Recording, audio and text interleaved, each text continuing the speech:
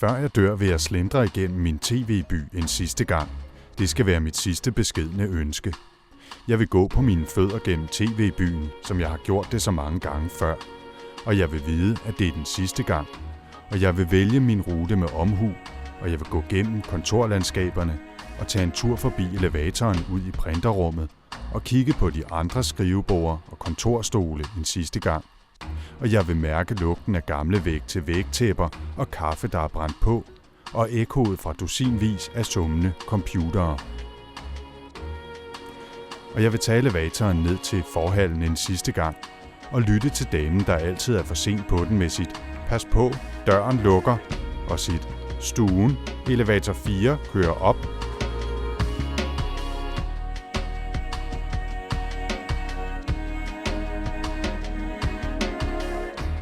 I forhallen er der allerede helt tomt, men jeg vil alligevel slå et slag forbi skranken, og refleksen sidder stadig i mig, så jeg viser mit kort, selvom ingen ser det.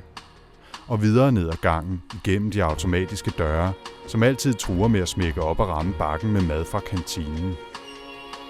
Jeg vil gå forbi Continuity og kigge igennem de tonede ruder, på lysene, der blinker og vinker og viser, at der altid er hul igennem, selvom der er tomt i hjørnet, hvor DR2-værterne engang sad til skue.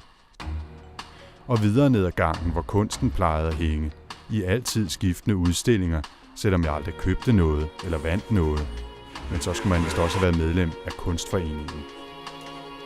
På min tur vil jeg nikke til alle skyggerne, jeg næsten møder, selvom jeg sikkert ikke kender dem, men kun har set dem i kantinen over buffeten med den varme ret og pålægget. Og der vil ikke være mange tilbage dernede, for snart er tv-byen helt tømt. Og selv køkkenet lukker en dag, og så er det slut med lunken leverpostej og rugbrød med den hårde skorpe og salatbaren og den lille øl til frokosten, hvis man har været her i mange år. Jeg vil gå en sidste tur gennem kældrene og de lange snørklede gange, og alle rummene med møbler og kulisser og dusinvis af dimser og dingenoter, som engang blev brugt i et Vitek-program om universet eller et afsnit af Matador. Og jeg vil gå op fra kælderen igen ved TV-avisens gamle lokaler, som også er forladt nu, hvor redaktionen er flyttet ud i DR-byen og Ørestadens åbne nyhedsrum. Forbi de store arkiver, hvor bøger og blade og bånd og kassetter gemte på den danske kulturarv og Kaj og Andrea og alle de andre.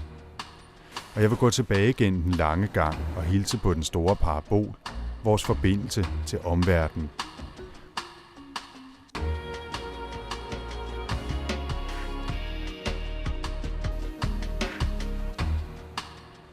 Og jeg vil tage elevatoren op igen, helt op til 14. sal.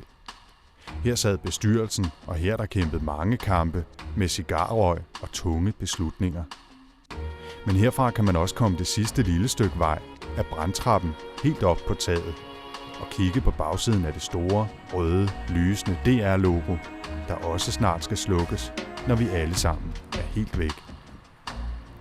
Og så er det tid til at sige rigtigt farvel til tv-byen. Kan du have det godt, og pas godt på dine nye beboere.